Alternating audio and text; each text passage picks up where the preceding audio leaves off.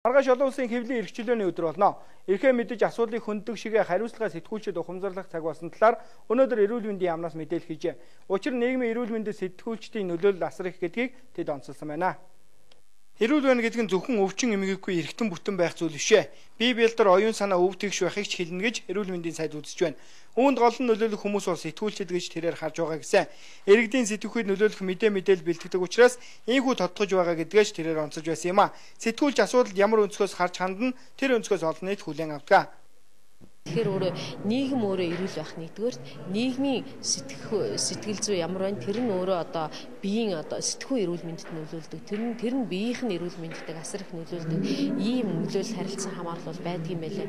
Тийм учраас бид нөр зөвөр цацж байгаа эфирийнхаа хэдэн хувь нь ийм нийгмийн өвчлөлтөд эрүүл мэндтэй холбоотой юм байхын, эрүүл мэндтэй холбоотой мэдээллийн маань хичнээн хувь нь одоо урьдчилан сэргийлсэн гоё сайхан эерэг хандлагаар одоо хүмүүсийн сэтгхүүд эргээр нөлөөлсөн, өөдөн татсан тий оюун санааг нь одоо сэргийлсэн ийм сайхан мэдээлэлээр бас нийгмийн эрүүл мэндэд нөлөөлж өөрчилж болно гэж ингэж одоо судлаачид гаргасан байдаг юм лээ. Бид нар бас ийм хандлагыг нэлээд төлхөө хэрэглэх ёстой байж магадгүй гэж бас боддгийг.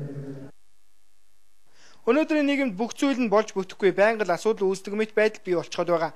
Үүнийг нь дүвийлгэх бус яаж ирүүлжүүлэх вэ гэдэгт сэтгүүлчийн үзэг зурагдах учиртай юм гэж эрүүл мэндийн яамныхан харж байна. Харин сэтгүүлчид өөрсдөө эрүүл байж энэ мөхнийг хийх учиртайг тэрээр тодтогж байгаа юм а.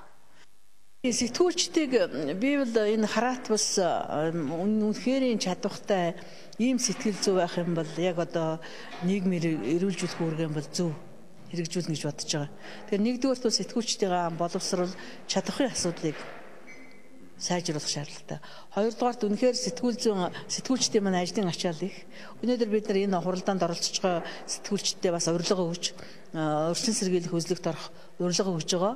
Тэгээ цаашдаа ч гэсэн бас бусад сэтгүүлчдийг ч гэсэн урьдчилан сэргийлэх үзлэгт хамруулах ийм зорилт тавьж байгаа. Хүн ерөөсөө өвчлсөн үед дэмжлэхээс эрүүл байх үедээ сэргийлэх нь илүү үр дүнтэй бөгөөд хямдхан бас төсөр байдаг учраас энэ аргыг хэрэгжилж ирнэ хүн амынхаа дунд сурах нь зүйтэй гэж үзэж байгаа учраас хамгийн түрүүнд сэтгүүлчдийг ийм зан үйл бид нар сургах юм бол нийгэмд одоо бусад иргэдэд сэтгүүлчдээр нөлөөлүүлж өвчлөхөөс өмнө өөрийнхөө эрүүл мэндийг хамгаалж чаддаг тийм зан үйл сурахад бол ихээхэн ачлалтай болно гэж үзэж байгаа. Тийм учраас цаашдаа сэтгүүлчдийнхаа эрүүл мэндийн асуудлаар эрүүл мэндийн яам бол дэмжлэг үзүүлж хамтран ажиллана гэж.